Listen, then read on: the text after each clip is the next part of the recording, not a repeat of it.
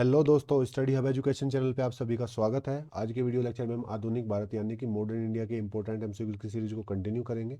आज हम इसका पार्ट 5 करने वाले हैं। अगर आपने इससे पहले वाले पार्ट्स अभी तक नहीं देखे हैं तो आप हमारे चैनल की प्लेलिस्ट में जाइए।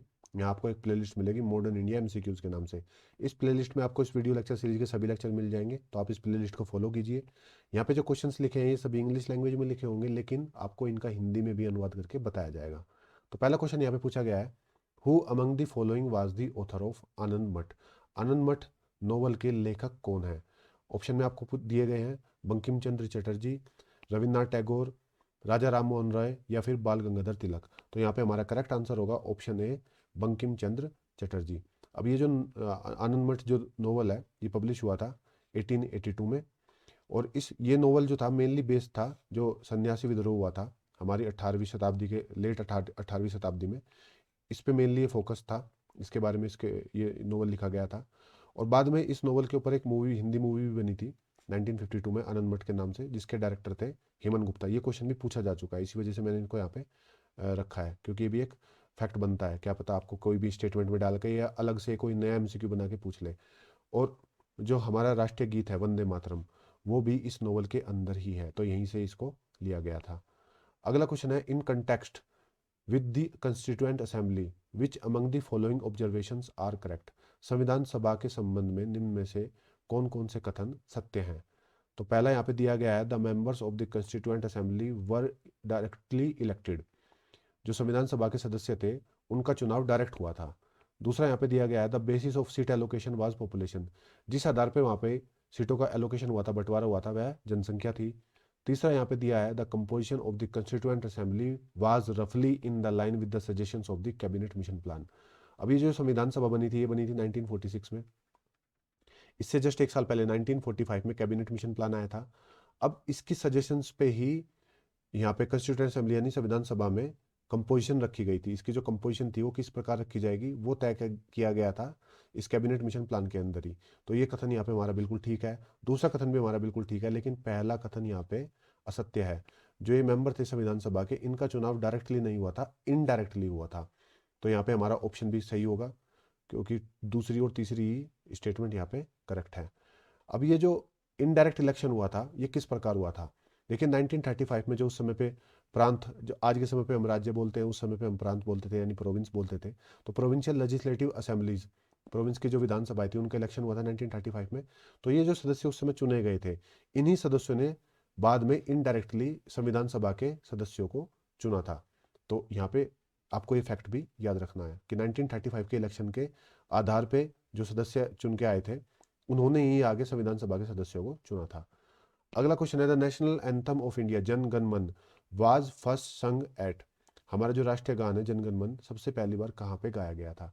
तो यहाँ पे हमारा करेक्ट आंसर होगा ऑप्शन ए, कलकत्ता में 1911 में ये गाया गया था। अब सबको पता है कि ये लिखा था रविन्द्रनाथ टैगोर जी ने, लेकिन एक क्वेश्चन बनता है कि इसको हिंदी में ट्रांसलेट किसने किया था? तो वहाँ पे हमारा करेक्ट आंसर होगा आबिद अली ने किया था। और जो हमारी संविधान सभा थी, जो कंस्टिट्यूएंट असेंबली थी जिसने हमारा संविधान बनाया है, उसने हमारे जनगण मन को एज ए राष्ट्रीय गान किस तारीख को अडोप्ट किया था? तो ये थी तारीख 24 जनवरी 1950, यानी कि हमारे गणतंत्र दिवस से पहले, गणतंत्र दिवस से 2 दिन पहले। और ये फैक्ट मैंने आपको बता दिया कि कांग्रेस का सेशन था 27 दिसंबर 1911 को कलकत्ता में, यहाँ पे सबसे पहली बार गाया गया था। अगला क्वेश्चन है, who is known as father of Indian unrest. Indian unrest के पिता किसको कहा जाता है? ऑप्शन में आपको दिए गए हैं, दादा भाई नौरोजी, गोपाल कृष्ण गोखले, महात्मा गांधी या फिर बाल गंगाधर तिलक। तो यहाँ पे आपका करेक्ट आंसर होगा ऑप्शन डी, बाल गंगाधर तिलक को कहा जाता है फादर ऑफ इंडियन अनरेस्ट। बाल गंगाधर तिलक ने ही सबसे पहली बार पूर्ण स्वराज की डिमांड की थी भारत के लिए। और वैलेंटाइन सिरोल ने सबसे पहली बार इनको फादर ऑफ इंडियन अनरेस्ट कह के बुलाया था। बाल गंगाधर तिलक ने कांग्रेस को जो ज्वाइन किया था वो 1890 में किया था, 5 साल बाद इसकी स्थापना के, और कांग्रेस की स्थापना हुई थी 1885 में। अगले क्वेश्चन में पूछा गया है, in the proposed federal polity of the government of India act 1935 how many members had to be elected on communal basis for the upper house of the bicameral legislature at the centre. देखिए जो government of India act 1935 आया था, इसमें introduce किया गया था central level पे bicameral legislature का होना, यानी कि द्विसदनीय विधान का होना। आज भी सेंट्रल लेवल पे हमारे 2 सदन है, लोकसभा और राज्यसभा। लोअर हाउस है लोकसभा, अपर हाउस है राज्यसभा। तो उस समय पे जो अपर हाउस था उसको बोलते थे काउंसिल ऑफ स्टेट्स। अब इस काउंसिल ऑफ स्टेट में यहाँ पे पूछा गया है कि कितने सदस्यों को कम्युनल बेसिस पे इलेक्ट करने का प्रावधान रखा गया था कि इतने सदस्य कम्युनल बेसिस पे इलेक्ट किए जाएंगे। तो यहाँ पे हमारा करेक्ट आंसर होगा ऑप्शन बी, 150 सदस्य। टोटल जो सदस्य थे अपर हाउस के उस समय थे 260, जिसमें से 150 को चुना जाना था कम्युनल बेसिस पे। अब जो सीट रिजर्व की गई थी हिंदू मुस्लिम सिख्स के लिए, वो फिल होनी थी डायरेक्ट इलेक्शन से। और जो सीट रिजर्व थी इंडियन क्रिश्चियंस के लिए या एंग्लो इंडियंस के लिए या फिर यूरोपियंस के लिए, उसको इनडायरेक्टली इलेक्ट करना था एक कॉलेज द्वारा, जो कि रिप्रेजेंट करता था उन्हीं के कम्युनिटी मेंबर्स को। अगले क्वेश्चन में पूछा गया है who among the following was amir of Afghanistan when Durand line was demarcated. Durand line है आज के समय पे पाकिस्तान और अफगानिस्तान के बीच में। तो पाकिस्तान उस समय भारत का पार्ट था, तो यानी कि भारत और अफगानिस्तान के बीच में ये लाइन बनाई गई थी। अब उस समय अफगानिस्तान के शासक कौन थे? तो यहाँ पे हमारा करेक्ट आंसर होगा ऑप्शन सी, अब्दुल रहमान। 1892 में ये इस लाइन को बनाया गया था और इसको बनाने वाले थे सर हेनरी मोर्टिमर डूरंड, और इन्हीं के नाम पे इसका नाम डूरंड लाइन रखा गया। उस समय पे हमारे वाइसरॉय थे लॉर्ड लैंड्स डाउन, और ये चीज़ आपको पता ही लग गई कि अब्दुल रहमान उस समय पे उनके एमिर यानी कि शासक थे। Who among the following gave communal award. अब कम्युनल अवार्ड क्या है? यहाँ पे पूछा गया है कि कम्युनल अवार्ड किसने इंट्रोड्यूस किया था। कम्युनल अवार्ड था हमारे देश के अंदर जो डिप्रेस्ड क्लास है, जो पिछड़ा वर्ग था, उनके लिए एक सेपरेट इलेक्टोरेट को इंट्रोड्यूस करना। अब ये जो बात की गई थी 1931 के गोलमेज सम्मेलन में की गई थी, और कांग्रेस ने इस डिमांड को बिल्कुल नकार दिया था। तो ये इंट्रोड्यूस किसने किया था? ये इंट्रोड्यूस किया था उस समय पे जो ब्रिटेन के पीएम थे रैमसे मैकडोनाल्ड, उन्होंने ये इंट्रोड्यूस किया था और कांग्रेस ने इसको विरोध किया था बाद में। और इसी को लेके महात्मा गांधी और डॉक्टर भीमराव अंबेडकर के बीच में पूना पैक्ट हुआ था 1932 में। और इसी पैक्ट में डॉक्टर भीमराव अंबेडकर ने इस डिमांड को खारिज कर दिया था कि हमें नहीं चाहिए कम्युनल अवार्ड डिप्रेस्ड क्लास के लिए, लेकिन उन्होंने इसके एक तरीके से इसके कंपनसेशन में रिजर्वेशन को बोला था कि रिजर्वेशन को रखा जाए इलेक्शंस में भी और सरकारी जॉब्स में भी। अब अगला क्वेश्चन में पूछा गया है the ancestors of Maharaja Ranjit Singh were from which of the following misl. Maharaja Ranjit Singh निम्न में से किस मिसल से बिलोंग करते थे, उनके जो एंसेस्टर्स थे? यहाँ पे हमारा करेक्ट आंसर होगा ऑप्शन डी, शुक्र चकिया मिसल जो ये थी, इससे बिलोंग करते थे महाराजा रंजीत सिंह। अब 1767 में सिक्स ने जो रावलपिंडी और यमुना नदी के बीच का जो क्षेत्र था, इसको एज ए इंडिपेंडेंट एरिया घोषित कर दिया था और एक प्रॉपर एक पंजाब स्टेट की स्थापना इन्होंने करने का एक तरीके से सपना बनाया था यहाँ पे, लेकिन ऐसा नहीं हो पाया था। बाद में ये 12 मिसल में ये पूरा का पूरा इनका एम्पायर जो है टूट गया था और अलग अलग तरीके से सरदार बन गए थे एरिया वाइज। अलग अलग मिसल अलग अलग राजा के अंडर में आ गई थी, वहाँ के अलग अलग राजा बन गए थे। तो ये जो महाराजा रंजीत सिंह जी थे, ये बिलोंग करते थे इनमें से शुक्र चकिया मिसल को। तो ये चीज़ आपको याद रखनी है और ये इसके लास्ट मिसलदार थे। अगला क्वेश्चन है which among the following is called Magna carta of English education. Magna carta बोलते हैं एक बहुत ही इंपॉर्टेंट डॉक्यूमेंट को। तो भारत के अंदर इंग्लिश लैंग्वेज का मैग्ना कार्टा किसको कहा जाता है? ये कहा जाता है option A Wood dispatch act of 1854। इस समय पे हमारे गवर्नर जनरल जो थे वो लॉर्ड डलहौजी थे। अब इसको इंट्रोड्यूस किया था सर चार्ल्स वुड ने 1854 में, और इसी को बेस बना के बाद में कलकत्ता, बॉम्बे और मद्रास के अंदर 1857 में यूनिवर्सिटीज़ बनी थी। पंजाब के अंदर भी बनी थी बाद में 1882 में, और इलाहाबाद यूनिवर्सिटी बनी थी 1887 में। और इसी एक्ट में एक प्रावधान भी किया गया था कि हर एक प्रोविंस के अंदर एक सेपरेट डिपार्टमेंट बनेगा जो कि एजुकेशन को एडमिनिस्टर करेगा। तो ये सभी के सभी फैक्ट काफ़ी इंपॉर्टेंट है, ये सभी के सभी आपको याद रखने हैं। अगर यूपीएससी में इस प्रकार का क्वेश्चन बनता है तो आपको इसी प्रकार से स्टेटमेंट दे दी जाएंगी कि बताइए कि वुड डिस्पैच से रिलेटेड कौन कौन सी स्टेटमेंट करेक्ट है। और एसएससी या फिर इससे जो छोटे एग्जाम होते हैं इसमें कोई भी एक फैक्ट डायरेक्टली पूछ लिया जा सकता है। अगले क्वेश्चन में पूछा गया है who among these is thought of as a pioneer of economic nationalism. Economic राष्ट्रवाद के एक अग्रदूत निम्न में से किसको माना जाता है? ऑप्शन में आपको दिया गया है मदन मोहन मालवीय, आरसी दत्त यानी रमेश चंद्र दत्त, बिपिन चंद्र पॉल या फिर गोपाल कृष्ण गोखले। यहाँ पे हमारा करेक्ट आंसर होगा ऑप्शन बी, रमेश चंद्र दत्त को पाइनियर माना जाता है, एक अग्रदूत माना जाता है इकोनॉमिक राष्ट्रवाद का भारत के अंदर। और ये एक आईसीएस ऑफिसर थे, ये आईसीएस में इनकी एंट्री हुई थी 1871 के अंदर। अगला क्वेश्चन है which among the following organisation publish the journal called the Indian sociologist.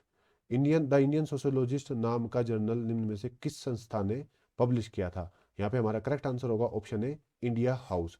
India house को की जो स्थापना की गई थी वो लंदन के अंदर की गई थी श्यामजी कृष्ण वर्मा द्वारा। और बाद 1905 में इसकी स्थापना की गई थी, लेकिन 1910 में इसको बैन कर दिया गया था सिडेशन चार्ज लगा के ब्रिटिशर्स द्वारा।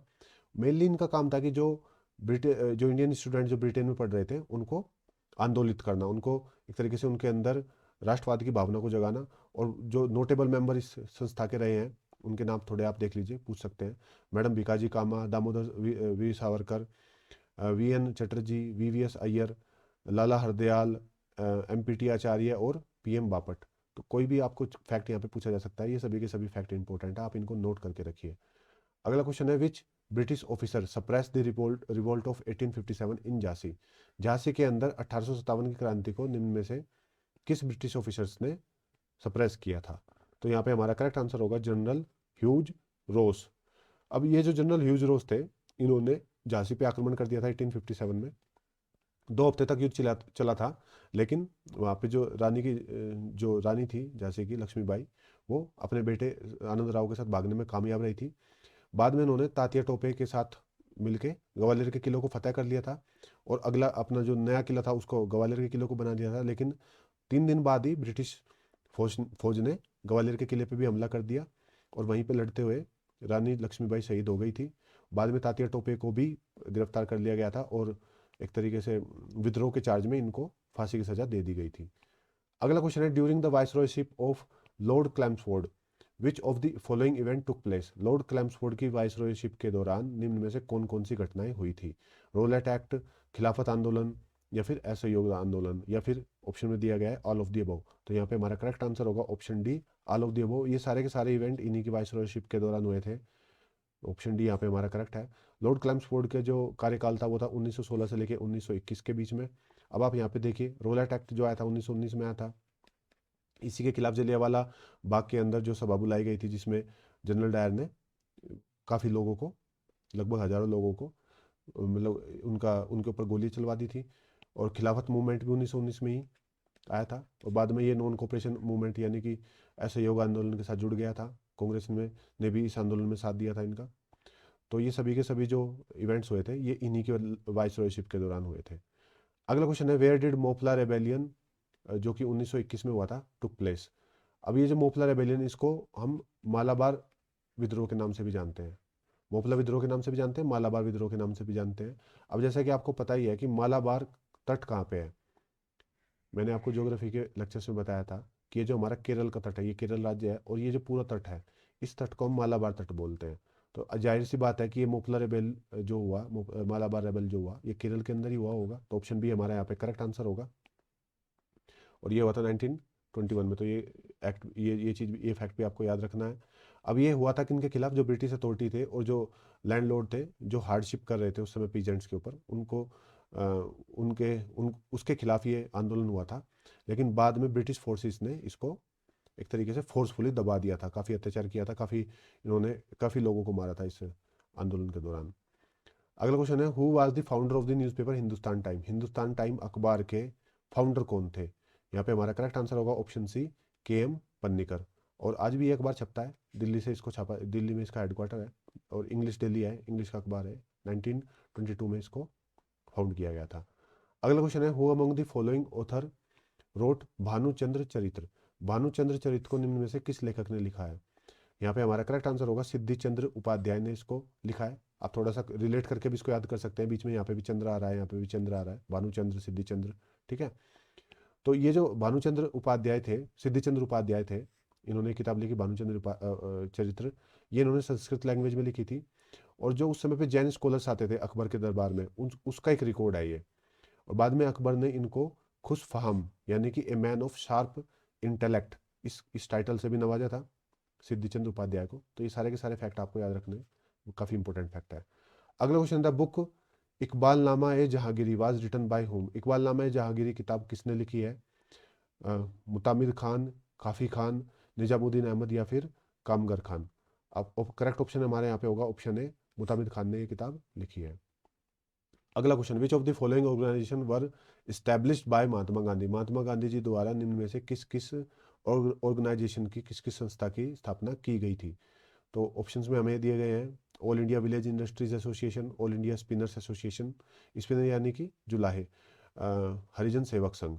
तो तीनों की तीनों ऑर्गेनाइजेशन की जो स्थापना की थी महात्मा गांधी ने की थी, तो ऑप्शन डी हमारा यहाँ पे करेक्ट होगा।